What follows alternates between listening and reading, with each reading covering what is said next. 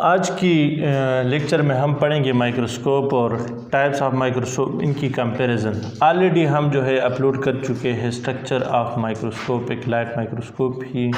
तो आज हम फिर से जो है ज़रा रिपीट कर लेते हैं। Micro mean small and scope mean to see to visualize. So microscopy mean the use of microscope.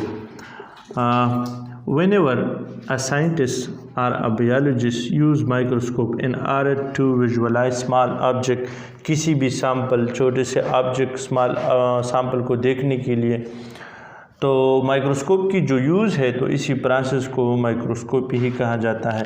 तो अगर हम कंपेयर करें light microscope and electron microscope, is the light indicate, तो light microscope and electron microscope, तो इन्हीं में difference समझने के लिए कुछ पॉइंट्स है जो कि बहुत ही इंपॉर्टेंट। लाइक हम रेडिएशन जो है, रेडिएशन दोनों में ये ऑर्डिनरी लाइट यूज़ करती है। कौन सी लाइट पे काम करें? Ordinary light.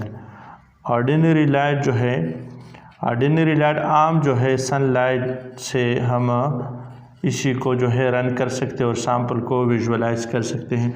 और इसी में इलेक्ट्रॉन बीम यूज़ हो रहा है। Electron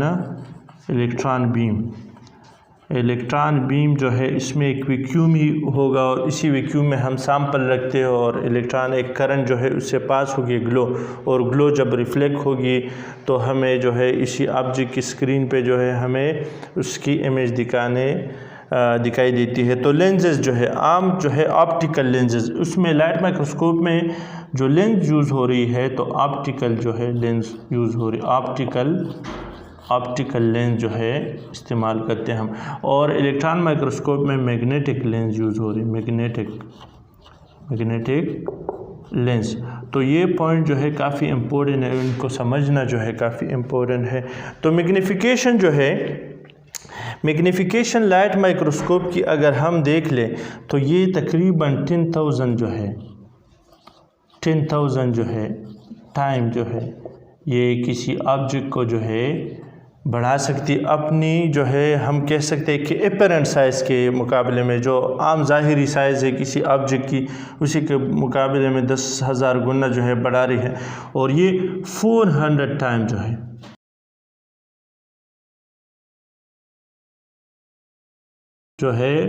light microscope, 400 time date of light microscope,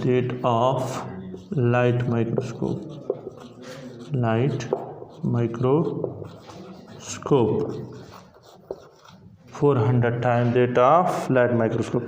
तो इसके अलावा रिजोल्यूशन पावर जो है, रिजोल्यूशन पावर जो है ये कर रही है, रिजोल्यूशन पावर जो है 500 डेट ऑफ ह्यूमन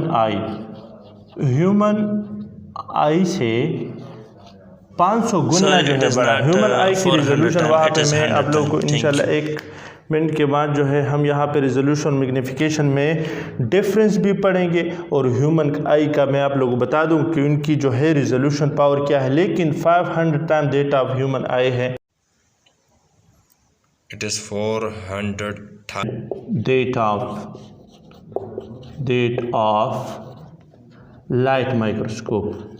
कौन? Electron microscope, light microscope. तो ये इसकी क्या है, वो इसकी रिजोल्यूशन पावर है। इसके अलावा इमेज जो है, ये हमें 2D इमेज दिखाई दे, 2 डायमेंशनल इमेज। और इसी में डिफरेंस 2 डायमेंशनल इमेज और 3D इमेज। यहाँ पे अगर हम ज़रा सी देख ले तो 2D इमेज, यहाँ पे हम एक प्लेन ड्रा करते XY, तो ये X है और ये Y प्लेन है। तो ये ऑब्जेक्ट अगर हम देख लें, कोई भी ऑब्जेक्ट, नॉर्मली जो ऑब्जेक्ट हमें दिखाई देती है तो XY प्लेन में हमें दिखाई दे, जैसे हम 2 डायमेंशन में कह सकते हैं, X dimension and Y dimension. और अगर ये जो है Z डायमेंशन में भी लाइक स्फेरिकल फॉर्म में हो तो इसी को हम 3 डायमेंशन स्फेरिकल फॉर्म में हमें ये दिखाई देती है। तो ऐसी ऑब्जेक्ट को फिर हम क्या कहेंगे? ऐसी ऑब्जेक्ट को हम 3D इमेज कहेंगे। लेकिन अगर ये जस्ट जो है क्या है, ये सिर्फ एक्स वाई में है, एक्स वाई में तो उसी को 2D, और अगर जो है एक्स वाई जेड तो ओवरऑल जो है ये बन गया 3D इमेज जो है। अगर सिर्फ एक्स और वाई प्लेन है, जेड नहीं है, तो फिर 2D सही है। ओवरऑल जो है ये क्या है, सिर्फ एक्स वाई प्लेन में ये 2D हुआ, और एक्स वाई जेड तीनों में 3D इमेज जो है हमें मिल रही है, 3 डायमेंशन। वेवलेंथ जो है, वेवलेंथ आम तौर पे हम जब यूज़ करते हैं तो वेवलेंथ जो है 400 to 700 जो है 400 to 700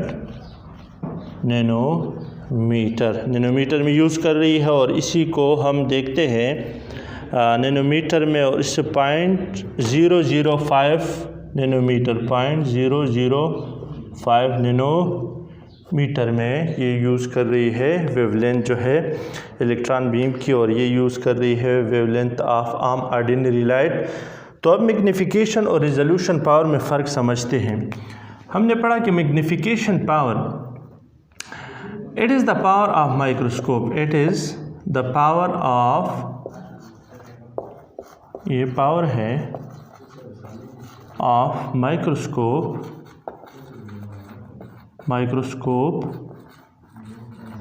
to enlarge apparent size जो कि it is the power of microscope to enlarge apparent size of a sample that of real size real size के मुकाबले। लेट फॉर एग्ज़ाम्पल किस तरह, लाइक मिसाल के तौर पे अगर हम देख ले कि कोई ऑब्जेक्ट है, लाइक एक ऑब्जेक्ट है 2 नैनोमीटर है, कितना है 2 नैनोमीटर, और अगर हम इसको देखना चाहते हैं माइक्रोस्कोप के साथ, तो यहाँ पे हम इसकी पढ़ते हैं मैग्नीफिकेशन, इसको अगर 10,000 मैग्नीफाई कर, लाइक हम कह दें कि इसको हम 10 टाइम जो है 10,000 टाइम हमने क्या करना है, बढ़ाना है x, 10,000 टाइम x, तो 10,000 जो है ये मैग्नीफिकेशन है किस चीज़ की, लाइट माइक्रोस्कोप की अगर हम कह लें, और यहाँ पे उसके साथ मल्टीप्लाई करें इस ऑब्जेक्ट की 2 जो है ऑब्जेक्ट की अपनी रियल साइज़, तो इसकी बन जाएगी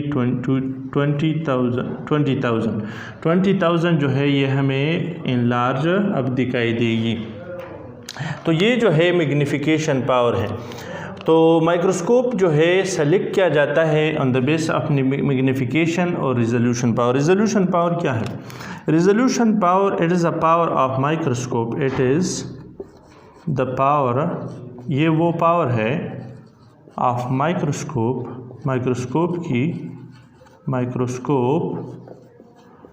टू सेपरेट जो कि जुदा करती है two narrowest points, 2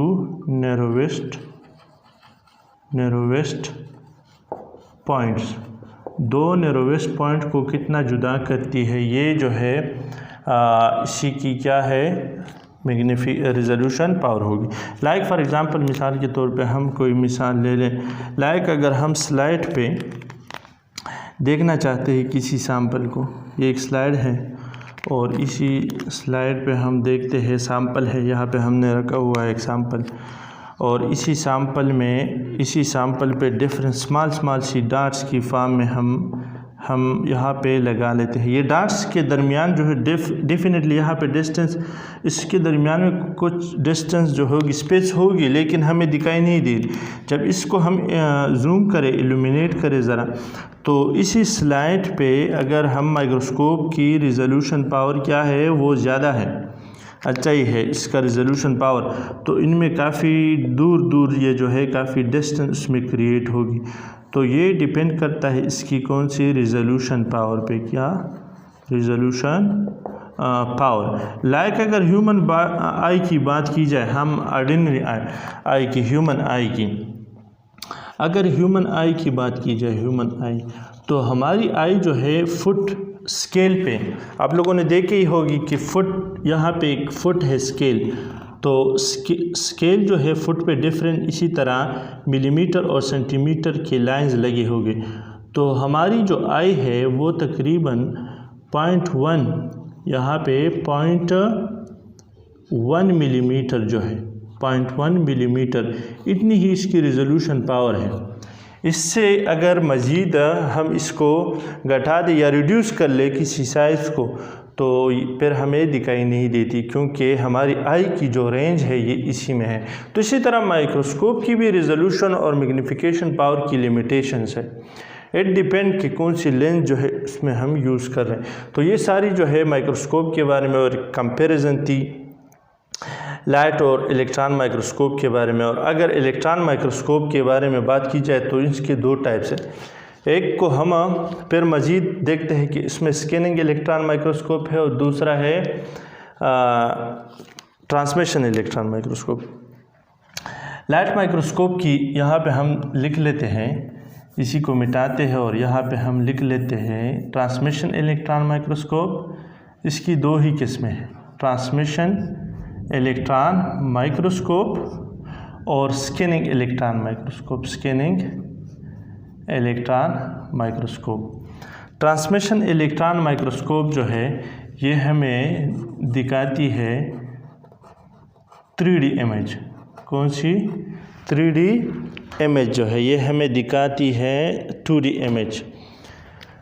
2D image हमें दिखाती है 2D, while scanning electron microscope जो है ये हमें बता रही है 3D इमेज। जिस तरह के लाइट माइक्रोस्कोप आप या कंपाउंड माइक्रोस्कोप की बात की जाए वो 2D इमेज, इसी तरह ट्रांसमिशन इलेक्ट्रॉन माइक्रोस्कोप भी और स्कैनिंग इलेक्ट्रॉन माइक्रोस्कोप जो है ये जो है 3D इमेज शो करें। ट्रांसमिशन इलेक्ट्रॉन माइक्रोस्कोप ज़्यादातर हम इंटरनल स्ट्रक्चर को स्टडी करने के लिए यूज़ करते हैं। इंटरनल स्ट्रक्चर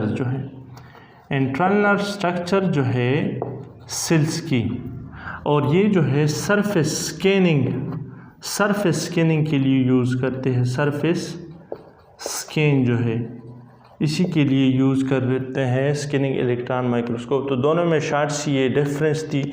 और ये सारी जो है हमने लाइट माइक्रोस्कोप और इलेक्ट्रॉन माइक्रोस्कोप और मैग्नीफिकेशन और रिजोल्यूशन पावर क्या है, आज की जो लेक्चर थी इसी के बारे में थी।